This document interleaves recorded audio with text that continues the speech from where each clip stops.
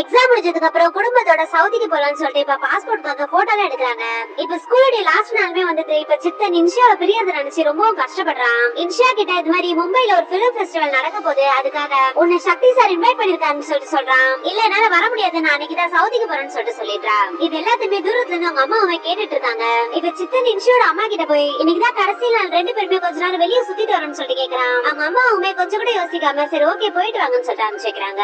இப்ப ரெண்டு பேருமே வெளியே கொஞ்ச நேரம் சுத்திட்டு இப்ப சித்தன் அவங்க வீட்டுக்கு கூட்டு போறான். இப்ப அடுத்த நாள் எல்லாருமே சவுதிக்கு போறதுக்காக ஏர்போர்ட்ல போய் நின்று இருக்காங்க. இவங்க சவுதிக்கு போகணும்னா மும்பைல இறங்கி நடுவுல வேற ஒரு பிளைட் பிடிக்கிற மாதிரி இருக்கு. இப்ப மும்பை ஏர்போர்ட்ல இவங்களோட லக்கேஜ் எல்லாம் செக் பண்ணிட்டு இருக்கும் போது 15 கிலோ எக்ஸ்ட்ரா இருக்கிறதுக்கு நீங்க தனியா 4500 ரூபாய் கட்டுற மாதிரி இருக்குன்னு சொல்லிட்டு சொல்றாங்க. இப்ப இன்ஷூர்ட் அப்பா அந்த பொண்ணுகிட்ட இருக்க கிட்டாரை பார்த்து இப்ப பயங்கரமா கத்துறாரு. முதல்ல போய் அந்த கிட்டாரை டஸ்ட்பின்ல போடுன்னு சொல்லிட்டு சொல்றாரு. இப்ப அந்த பொண்ணு போய் வேற வழி இல்லாம இப்ப கிட்டார் எடுத்து போய் டஸ்ட்பின்ல போடுறா. இத பாக்குற இன்ஷூர்ட் அம்மாவால அதை பொறுத்துக்கவே முடியல. அதனால அவங்க ஹஸ்பண்ட் கிட்ட போயிட்டு அந்த கிட்டார் நம்ம பொண்ணுடைய கனவு, அதை முதல்ல டஸ்ட்பின்ல எடுத்துட்டு வர சொல்லுங்கன்னு சொல்லிட்டு சொல்றாங்க. அதை கேட்கறவருக்கு பயங்கரமா கோவம் வந்து எதிர்த்து பேசுற அளவுக்கு நீ பெரிய ரைட்டர்னு சொல்லிட்டு அடிக்க போறாரு.